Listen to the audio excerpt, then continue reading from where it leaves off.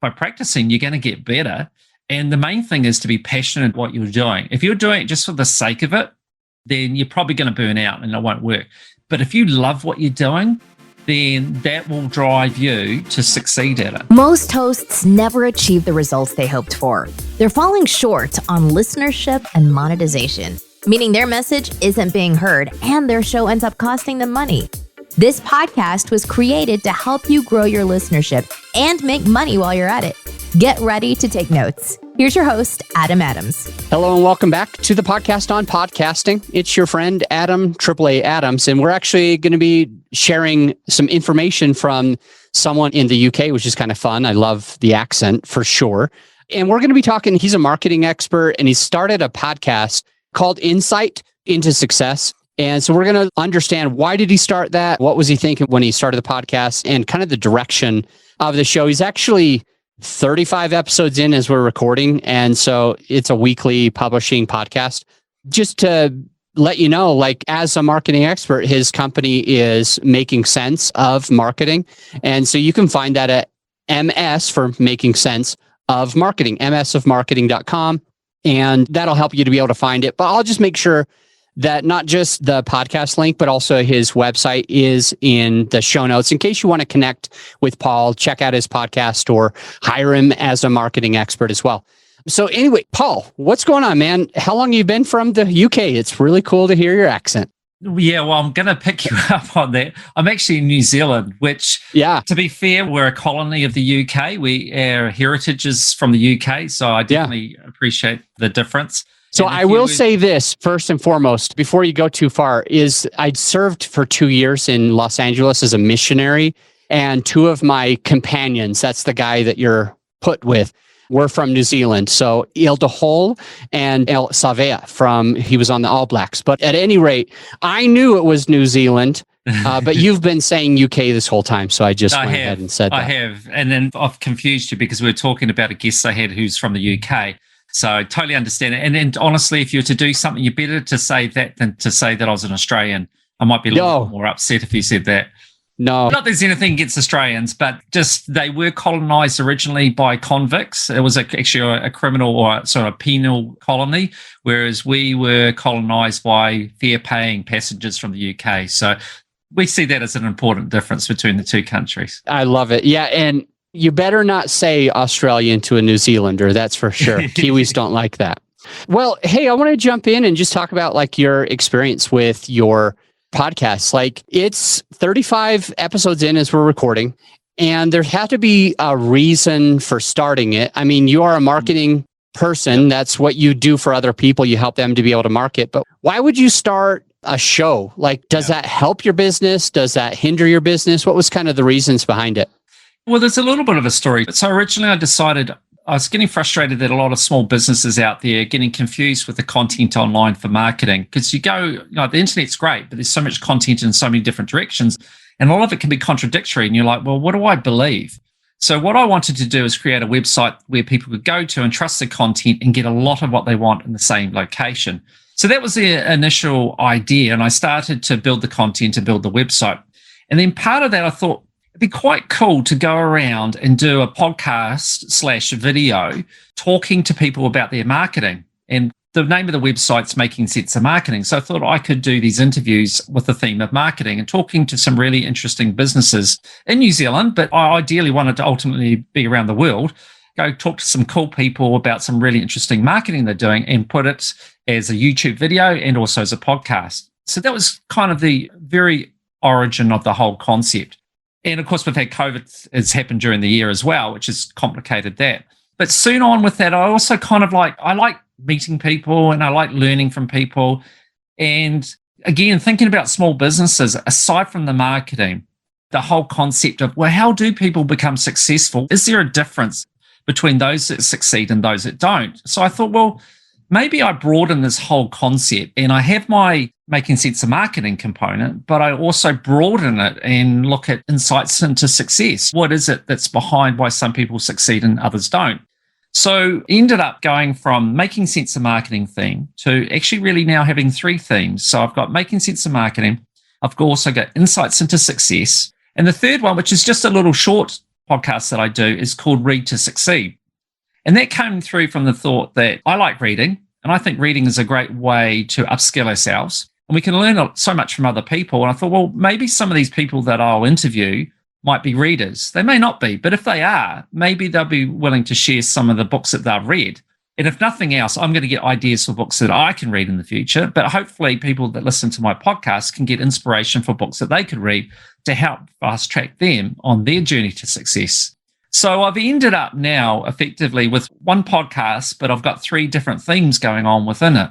Where that journey is going to go, I'm not quite sure. And whether I'm doing the right thing, having it all in the one umbrella, I don't know. Time will tell. But I didn't start this out as a pure marketing exercise. I want to be clear on that. I mean, I did think from the point of view of the making sense of marketing, that would be cool to give people inspiration. My father was a teacher. My sister's a teacher. I went to university. Education's been an important factor in my life, and I love learning. So it was really more just that I wanted to learn, because I don't know everything. And hopefully people that listen will learn too. And I really want to encourage people to be creative with their marketing. And I feel that small businesses often can be very insular in their approach, and they need to break out of that. Instead of copying what everyone else does, how about doing something a bit different? So I've done it really from an educational point of view. Yeah, hopefully at some point in the future, there will be a benefit for me that people will like what I say and want to come and support me and maybe engage my services and my team services. But first and foremost, it's just about educating and providing people with some hopefully good quality content online. So I'm kind of hearing 5 reasons why you started the podcast, and they seem to be all really good reasons. I'm curious if you could maybe put them in order. Now that we've heard all of them, one of them was basically just connecting with others, like making those networking. The networking would be my word for that. The second one I'll say is having conversations. Like you enjoy the conversation, you have fun doing it. You sound to be like a pretty extroverted person, not so introverted. So you get something out of the conversations. The third would be learning, like yourself gaining more knowledge about the topics that you're doing.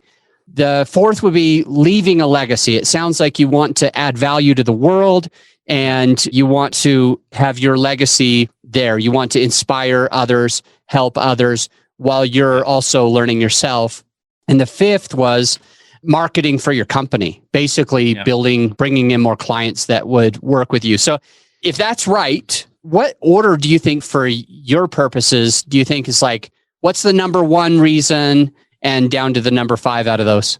Okay, well, I think the first 2 are super easy. So I think the first 2 would be leaving a legacy and learning. Those 2 are head and shoulders above everything else. That's the most important thing for me. And then from there, I think connecting with other people, enjoyed connecting with other people, then conversations. Definitely the business one would be the last one, absolute all honesty. And that's just kind of like the bonus. It's the icing on the cake.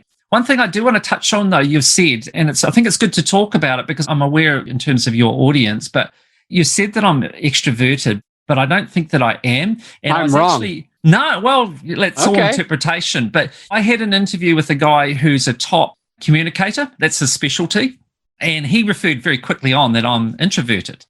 And that was his assessment of me. And I, to be honest, don't disagree with that. But this is the interesting thing. And the thing I would like to say to people out there is if you meet me in real life, look, how do I put this in perspective? Like in my relationship, my marriage, my wife is the one that likes the center of attention. I'll be kind of the one quietly in the corner. Doesn't bother me.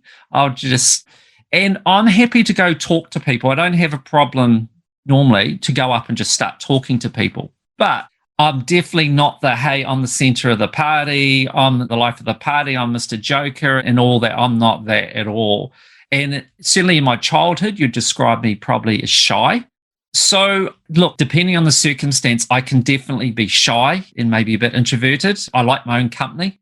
I don't need to be around other people to be happy. But when I need to, at times I can come out and maybe portray more that I'm Mr. Extrovert, but I wouldn't say I'm a true extrovert at all. So maybe you're both right, in different circumstances. And the point for that is that for your people listening that maybe think doing a podcast is that you don't have to be Mr. Big or Mrs. or Ms. Showman or show person.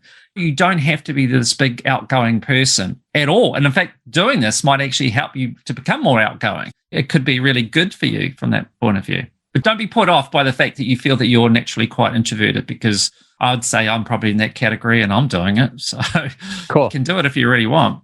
I appreciate you taking the time on that.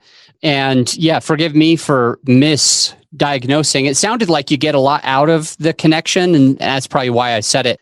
But you also mentioned that you're just fine by yourself, and I couldn't be by myself. I would go crazy. I have to be talking and communicating, and it like feeds me. It makes me more awake, more alive to be with other people. So definitely there could be a difference there for sure. So you said leaving a legacy, adding value to others, and like gaining that knowledge, learning yourself are the main two. In the pre-interview, you had mentioned to me that there was something you wanted to make sure that people knew, not just that you're an introvert and starting a podcast anyway, but there was something about being an expert. Do you mind kind of jumping into that right now? Just kind of your thoughts on why you started a podcast and what you think it means to you? Yeah. So, I mean, for me with the podcast, the priority for me is quality of content. And we talked about this before. I don't see coming on your podcast about me promoting myself and saying I'm this great guru and everyone should come and listen to me. I see that everything is about the content. The content must come first. So when I'm interviewing people, it's not about promoting them. I want to get to the nuts and bolts on what it is that were the keys to their success, what their challenges were, how they overcome them with marketing, sort of things they have done, what have been their challenges, etc. So for me, it's all about quality of content comes first, not about some great big self-promotion. And for me, I guess when I was at school, I was the kid that I would do stuff and then other people would ask me to go and help them. So I would finish, I was really good at maths. So I would finish, well, you guys call it math, I think, but we call it maths. I would finish my problems and then I'll go help other people. I've just always got a buzz out of helping other people. It's just the way I am. It's probably why my dad was a teacher, because he probably, I'm sure, got the same thing. But the pay scale kind of didn't really appeal to be a teacher. But if finances wasn't a concern, then probably, to be honest, I'd be in a university being a lecturer.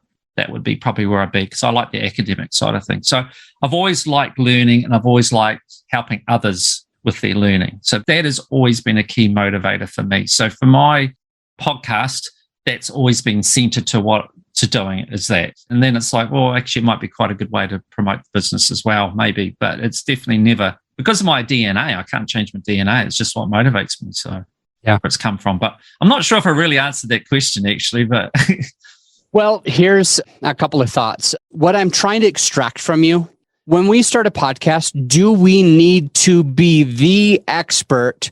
And if we're not, it is the wrong thing for us to be able to call a podcast, the podcast on podcasting, the marketing podcast, insights into success. If we're not perfect at that thing, if we're not the top guru, should it mean that we shouldn't even have the show at all? Yeah, and that is just like one of the preeminent questions that needs to be addressed. It really is. And it's on everyone's minds, I'm sure, most people's minds. And this whole concept of imposter syndrome. Who am I to get up and to do a podcast? I mean, what do I know? There's bound to be people out there that know more than me. And I think any normal human being, balanced human being, is going to think those exact things, those exact thoughts. There wouldn't be too many that have such a high opinion of themselves that they go, well, it's obvious. I am the expert. And I think it's a dangerous thing in life to ever think that you know everything. Life is an ongoing journey. It's an evolution. And if we took that approach that, well, I'm not really up to it, well, where would we be? And we just need to look at many, many examples in the world where we're talking sportsmen, Michael Jordan or whoever. Michael Jordan, Tiger Woods, they didn't get to be such outstanding athletes by just simply turning up. They got there by perfecting their craft, by doing it over and over again. But they started somewhere. They started at ground level and they built up from there. And this is no different. Joe Rogan, when he started his podcast, I haven't seen them, but by all accounts, they were awful. Now he's making a fortune.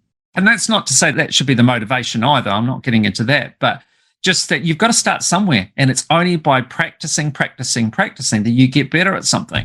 And I read a great book once, which I think it's called The Winner's Bible. And it talked about how in England, they found that there was a group of small villages in the UK where all the top table tennis players were coming out of.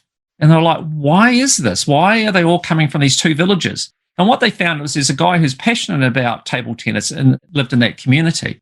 And he was getting children sort of age 10 and younger practicing. So that by the time that they got to sort of age 13 and 14, they had been practicing for literally thousands of hours. And his point was, it isn't because they're naturally more gifted. It's because they practice. They practice. And that one of the absolute keys to sporting success is that practicing. You look at the Williams sisters, Venus and that, they haven't got where they've got to by just rocking up. They did it because their dad got them into playing tennis at a very young age. And by the time they're age 10, 12, they'd done thousands of hours that a lot of other kids haven't done. And I see this as no different. You've got to start somewhere. Hey, look, you may not be brilliant on day one. Who is? But by practicing, you're going to get better. And the main thing is to be passionate about what you're doing. If you're doing it just for the sake of it, then you're probably going to burn out and it won't work. But if you love what you're doing, then that will drive you to succeed at it. I strongly believe that. And look, I'm not here saying I'm an expert. I'm still early in my journey of podcasting.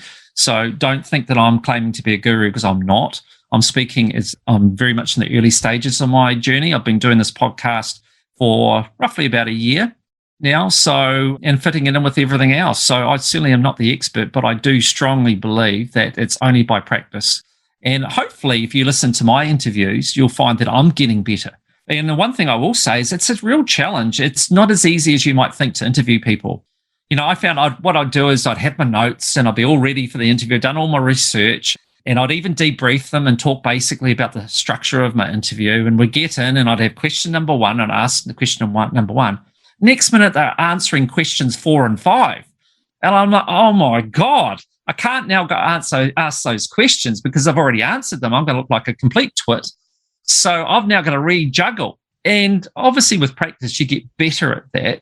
But in the beginning, it was like, wow, this isn't easy. So I've definitely got a lot more respect for others out there that do it from it. It's definitely a skill, but you only get better at it by practicing. So don't hold back. Honestly, when I look at so many things online talking about doing different things, there's the whole wait till you're perfect and start versus just get out there and do it.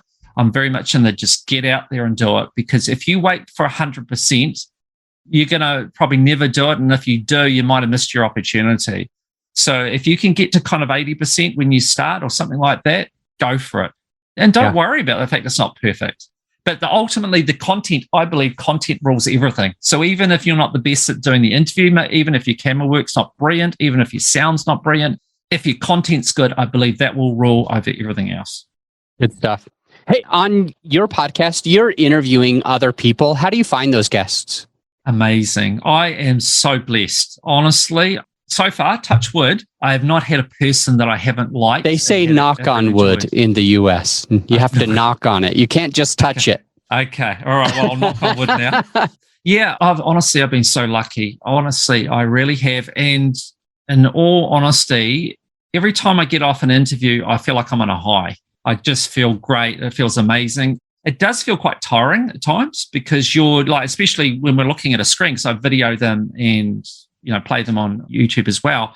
It does wear you out because you're staring so, intently at the screen for all that time. And some of my interviews are longer, which I think you want to talk about at some point. But yeah, so I come off often I'm not massively tired, but, definitely feeling the effects, but definitely on a high. And it's been so privileged by the people I've met so far. And even if nobody listens to my podcast, I'm still having a great time. And that's what will drive me to keep doing it, is because I'm just really enjoy doing it. And hopefully other people will listen to my podcast and feel the same way, but I'm getting something out of it. So that's good.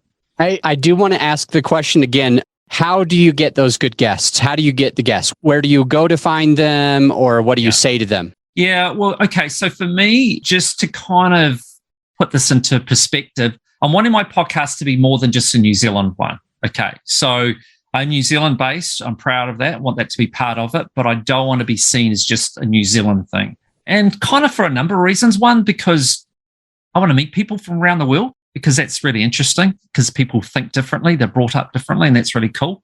Different experiences. And also too, I mean, hopefully long term, I can have an audience that transcends boundaries. It's not just here in New Zealand. Hopefully they'll think that, the New Zealand accent's a little bit different, a little bit unique, and maybe that'll be a point of difference so that in the mass market of America, maybe some people go, I actually quite like to listen to a Kiwi accent instead of American accent for a change.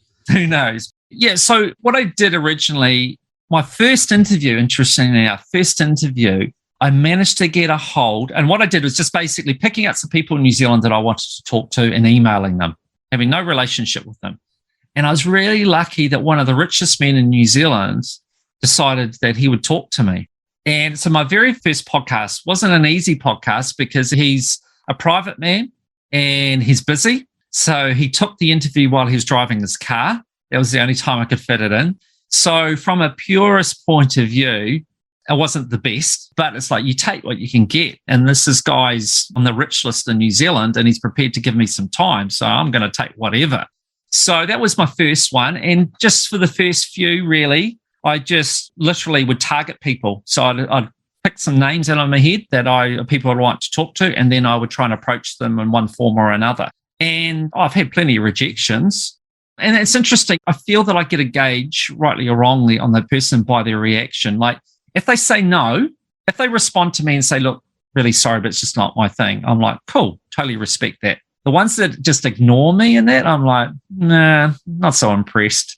And maybe I'm being a little bit too judgmental. Maybe they are just simply too busy. But I really respect those, though. And I had this one lady who's a top fashion designer in New Zealand, and she wrote me this big email saying that she wouldn't because she's had a lot of issues with social media and that negativity. And I really respected her for it, and the fact that she took the time. She didn't have to, but she took the time to really explain in detail. It's like I want to interview her even more now than ever before because I really respect her for that. But anyway, yeah, so I targeted people. And then I've also been on MatchMaker and PodBooker. I listed on that. And over time, I've got more and more people approaching me wanting to be on my podcast. I'm getting it all the time now. But I don't say yes to everybody. I mean, a lot of them, it's all about just wanting to promote their business. And a lot of them are like, they're all consultants. I'm a personal development coach. They're all coaches and that. And I kind of wear a bit thin and all that. And I do worry that some of these people may be kind of like telling people to do stuff that they haven't necessarily done themselves. It's kind of like if you go to the gym, if I needed an instructor, I want to go to the guy that's got an awesome physique because he clearly knows what he's doing. I don't want to go to the skinny guy in the corner that maybe he's been to university and done everything, but you haven't done the hard yards in the gym. So I don't know that you really know what you're talking about. So it's kind of a bit like that. I'm a little bit cynical with some of these coaches and that just what are their credentials? Are they genuinely really got what it takes? Or are they just trying to make a buck by, purporting to be what they're not really? So anyway, it's not to say I don't have some of those sort of people, but I get a lot of that and I try and avoid that as much as possible. But I've been very fortunate to have a mix. So at the moment, like I've just interviewed a couple of people from the gaming industry here in New Zealand. That is an esports, as in like, I don't know, any of those sort of online gaming sort of stuff. I've interviewed a few people in that industry, which has been really cool here in New Zealand. And that's just by approaching one. And then they have said, well, why don't you talk to this other person? So that's been really good and really interesting industry, actually, because it's really growing. And in New Zealand, esports is now recognized as a sport, which is, I think, one of the first in the world to do that. But yeah, it's a really now combination of targeting people and also getting approached by people through those two mediums. A couple of the resources you mentioned, like PodMatch and PodBooker, are just good places. Well, I'll make sure that the links to those are in the show notes as well, in case anybody wants to jump on there. I'm actually pretty sure that's how we met. It's like on PodBooker or something. So yeah, I think so. Yeah. And it was valuable that you mentioned that you don't just let anyone and everyone, and that some of the people that you kind of have to vet them. I am curious, what is your outreach for these people? Like you said, and I'm not quoting directly, but it was something like I reach out to them in many different ways, like maybe on social media, maybe their phone number, maybe their email, maybe calling their business and asking for them or whatever it might be. But what are some of the ways that you found really effective if you, like you said, you kind of target the person, you kind of know who you want in general, and then you find a way to reach out to that person. If it's not PodMatch or PodBooker, then you're kind of like targeting this person that you knew. What do you do? Like, what should we do? Do we go on social media? Do we stalk them? Like, do we go in the groups that they're parts of? What's the kind of the way that you found works best? Yeah, I think the first and foremost has been LinkedIn. So a name would come into my mind for whatever reason and think, okay, so then I'd try and find their profile on LinkedIn. And if they're there, then I would reach out and, generally speaking, ask to join their group. And then after that, send them a message. But some of them I have actually done it directly without actually becoming part of their network first. I've just totally reached out to them, and that has worked. I think probably the general recommendation is probably more, though, that first of all, become part of their community, maybe interact on a few different articles of that, create some sort of credibility, and then reach out to them. But I've had success from doing both, and I've definitely had some good success just reaching out to them straight up and going, hey, I'm doing this podcast. Love to have you on board and talk to you. People are generally really good. So that has definitely been my number one. The other way I've done it is literally if I've got a name in my head, if they're not on LinkedIn, then I will search them online and see if there's another way. Maybe they've got a website, email them through their website or some other means. Occasionally there's been ones where I'll ring up and actually talk to the secretary of that and try and organize an interview that way. So, but LinkedIn would be the number one of all those options. With your episodes, I know we're like 35 episodes in, you're about a year into doing this. Yeah. For the most part, at least recently, I'm seeing that it's like coming out every single week. I'm curious, like, what number of those episodes are you by yourself? And what number of those are you and maybe a co-host? What number of those are you and a guest that you found for the show? What kind of does that percentage look like? Is it all guests? Yeah, well, it's an easy answer. It's all guests so far. So at this point in my whole journey, every podcast is me interviewing somebody else. Okay. So no solo episodes, at least so far. How about like the length of the episodes? When I was looking at, there's just the last 3 that came out. It was like 53 minutes, 10 minutes, 51 minutes. So I'm curious what makes you decide on the length of the episode itself. Yeah, and look, that's an interesting question, and I'm not going to say that I have the answer for that, and that's something that is a work in progress, and we'll see where that actually takes me. But just in what you've referred to, the read to succeed are typically about 10 minutes. So if you look at the links, those short ones that are 10 to 15 minutes, they're all read to succeed. A normal interview would be a lot longer than that. And the read to succeed, I don't feel they need to be any more than that. And the whole point with them is just kind of like a bite-sized interview to get some great ideas for some books, hear what the book is, what they said it's about, and what resonated with them. It's kind of the key messages from those. So I don't think we need to labor on that. So that's a deliberate intent to keep those quite short and hopefully punchy. Are you just interviewing people that read a recent book, or are you interviewing the authors for the read to succeed? So far what we're doing is I'm interviewing people for my insights into success. And part of the preparation, I'll say to them, hey, are you a reader? And if you are, would you be interested in staying on at the end of the podcast? And we'll do another short podcast, which is just dedicated to talking about some books that you've read at some point in your life, and that they are books that have really resonated with you and you feel that they have really helped you on your journey to success. So that's where that comes from. So not every person I interview is a reader. So not everyone then does the follow-up podcast. But I've done it as a separate podcast because I don't think that everyone necessarily wants to listen to the whole thing. A separate episode. Separate episode. I don't want the listener to think that you have a second podcast that those are under yet. All three types of interviews are kind of going underneath the same umbrella right now, right? It's absolutely correct, and a good thing to point out to people. I don't want to confuse people by sloppiness in my description. But yeah, so it's all under the one podcast, but different themed episodes. So we've got the 3 themes. We've got Read to Succeed, Insights into Success, and Making Sense of Marketing. So yeah, the Read to Succeed, just short, bite size. Now, my main podcast theme, Insights into Success, I really don't know what the exact answer is. I haven't done a proper study of this yet. anecdotally, there's sort of two camps out there that I come across. One is I will listen to however long it is. If the content's great, I don't care. And if I have to go off and do something else, I can always come back to it. So make it whatever length it needs to be. There's that camp. And then there's the other camp is, well, it should only be no more than, say, 45 minutes because that's a good time for when you're driving in the car, etc. So make them all a fixed time of 45.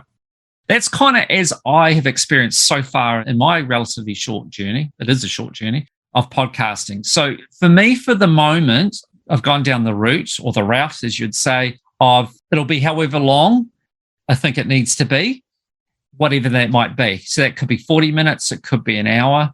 Let it be.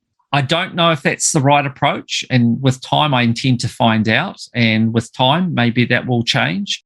But that is a question that everyone needs to ask about their podcast is how long? What is your position that you're going to take? Are you just going to let it be whatever length, so long as you feel that it's got the momentum to take on that length? And that's an important point because you don't want to make it, it's an hour 20 because it was an hour 20, but the last 40 minutes was really boring. You don't want that either, so you got to edit that out. So there's got to be the momentum there. Or do you break it down and you go, great interviews, right, I'm going to do one and part two. Now there is a podcast where I did break it down into two. Can't remember what it is actually off the top of my head, but because it was so long and because, that's right, it was actually this guy, Dwayne Matu, who runs esports in New Zealand. And we broke it down just because of the content. It lended itself to be broken down into two, and it was just going to be best part of 2 hours long. So I have done that, but it's definitely a work in progress. And I'm not saying I have the absolute answer. Although I would say it probably varies depending on you and who your demographics are that you're targeting too. We always need to remember that.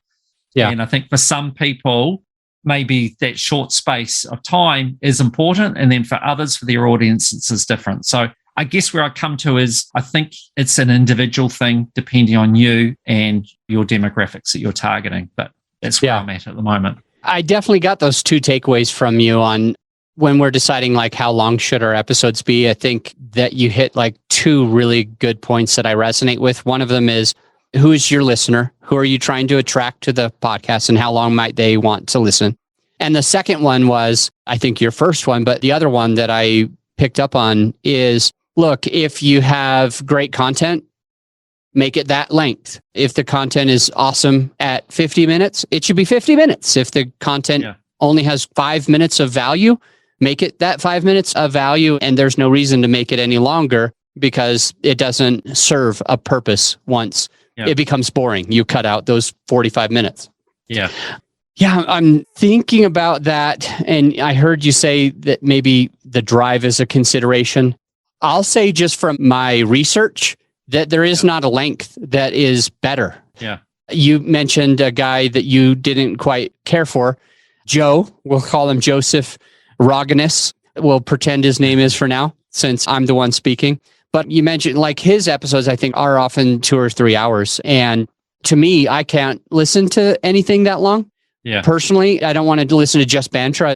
I like to have like a takeaway.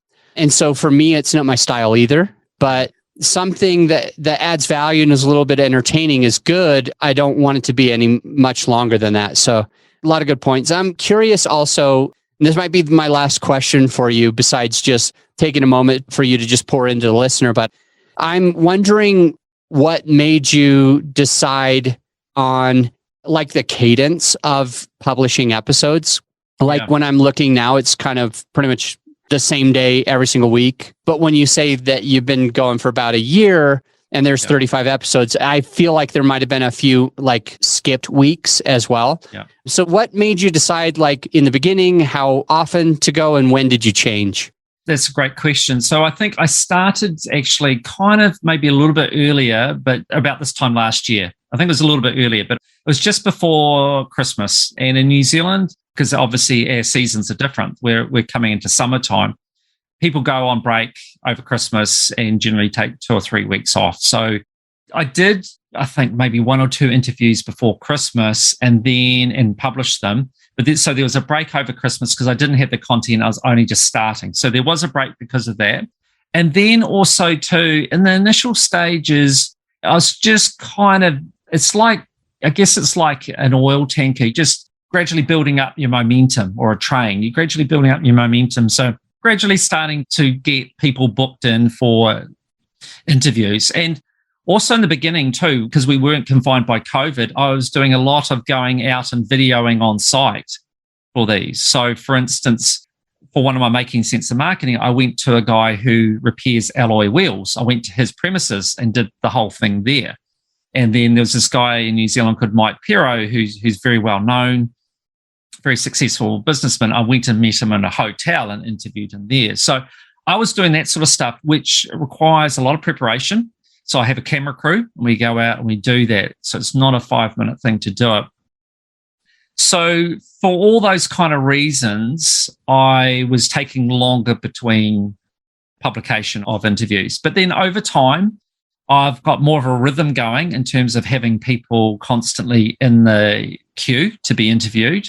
And also with COVID, we've been through various phases of being locked down and confined, so therefore confined. So I haven't been able to go out. So for the last quite a few months, I've been doing all my interviews online through Zoom, or I use StreamYard, but something like that.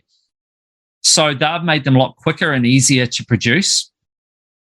So the combination of those two factors really have resulted in me progressively shifting from kind of publishing obviously once very intermittently to then maybe once every 2 or 3 weeks to now I've kind of got a bit of steam up, as it were. And for the last few months, I'm consistently doing it every week. And I've wanted to achieve that because I think consistency is important to achieve it, and for people to know that every week there's going to be a new publication. Yeah. Now, I will have stuff backed up. I'm just not sure what I'm going to do over the Christmas break. I'll probably maybe give it a break for a couple of weeks, but I will have, like at the moment, I might have published, say, 35, but I've got maybe another 6 interviews that are in the process of being edited and ready for publication. So that's an ongoing thing. So, yeah, but I do think consistency is important. And I think once a week is realistic. The other thing I would say too, and I see this in so many aspects in life, it need not be in podcasts. And a really good example for me was I was at the gym once and there was this young guy, he was only about 19 in that, and he was working in the gym and I was talking to him and he decided he was training every day of the week, 7 days a week. And I'm like, I wouldn't recommend you do that. I said, it's all right for the moment, but you potentially burn yourself out by just doing too much all the time. I very much believe whatever it is, that you're better to slowly build up than to go out 100 miles an hour on day one. You go out 100 miles on day one, chances are that you're going to lose your steam, lose your energy, and it will just fall away. And you risk actually giving up completely. And I've seen it so many times in life for different things. People go out with too much at the beginning and then they just hit a wall and then they give it up completely. If I was to recommend anything, I'd say better to start slow and gradually build up. Get your comfort going, the different levels, and then build. I mean, to publish once a week is quite a commitment, but if I tried to do it on day one, I probably would have just given up and found it too hard. But by just gradually building up, it's made it definitely manageable. So I definitely would suggest that that's the better way to go. Okay. I also think that because sometimes you'll have an interview that when you find that they're also avid readers and you can do a 50-minute and a 10-minute, like back to back for that one person, that it can also be beneficial for you where it's a little less kind of like time consuming, because you almost can record both, like 2 weeks of episodes all in one sitting as well. So I think that's good to note also. You mentioned that, well, there's a lot that you mentioned. So number one, I'm curious, you said you had 6 in the queue and that you're going to be editing them. Does that mean you edit your own podcast or do you have a team that does it? No, at the moment I do it all myself. I mean, do you recommend that also? Like if somebody's like new, or do you think we should edit our own, have somebody edit it? What are the considerations? Is it money? Is it time? Is it something else? Yeah, I think that's a really, really good question. And I think there's a lot of things that you need to take into account. And my view is to edit yourself for a number of reasons. I mean, firstly, financially, doing it yourself saves you some money. Bigger picture, though, is it gives you a chance to really look at what you've done and to take in the content from the person, and also to critique yourself and how it's all unfolded and what you can do better in the future. Now, one of the things, I'll give you an example, is when I'm recording for just the audio, I will take out all the ums as much as I can. I pretty much take them all out. So one of my challenges is stop saying as much as I can. And when I was speaking to this guest that I had who is into public speaking, but it's one of the things he talks about is the pauses. Don't fill your pauses with ums and ahs. So one of my challenges right now is do exactly that. One of the benefits is less for me to edit by doing that. But in all seriousness, no, I think it gives you good insight into it. And I think too that when you pass it over, because at some point you do want to pass it over, like I don't want to keep doing this forever. I want someone else to take over doing all the editing. But when you do, you have a much better understanding of the whole process and what's just all involved, and that it's actually quite a lot. To do it takes a lot of time. Now, for me, I publish on YouTube and I publish obviously as a podcast, sound-only podcast. So I edit them twice. So I edit with video and sound, okay? And I will take out things, but I don't like... Sometimes you can get away with it more or not, but I don't like a lot of skipping in the video content. I want it to be as seamless and professional as possible. So I'm not going to take out all the ums and ahs on the video content. And you can get away with things on video you can't get away with if it's just audio. So when I do just the audio, I have to edit it again. Because, for instance, if we've got a visual going on, there might be a long pause. And that's okay because you're seeing things. But if it's just audio, this long pause, that might not be okay.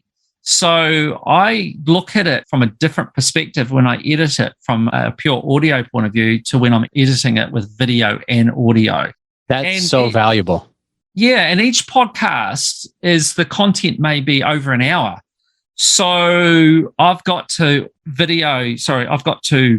go through and edit that twice. So there's at least kind of 3 hours worth of editing involved just to produce that for YouTube and to produce that for publication I use Buzzsprout on Apple and Spotify and all the other ones I'm on. So yeah, so it is a bit of work, but now I know when I get to the point of handing this over, I'll have a lot more respect for what they've got to do, a lot more understanding of what to look out for.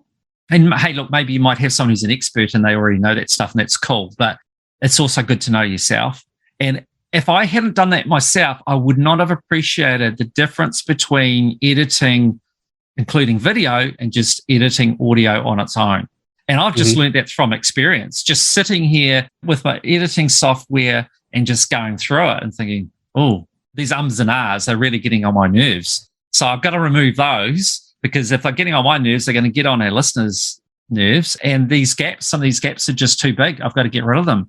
So, yeah, look, I wouldn't change it, but I am looking forward to the day when I can justify having someone else take over it. But I'm definitely pleased I've done it.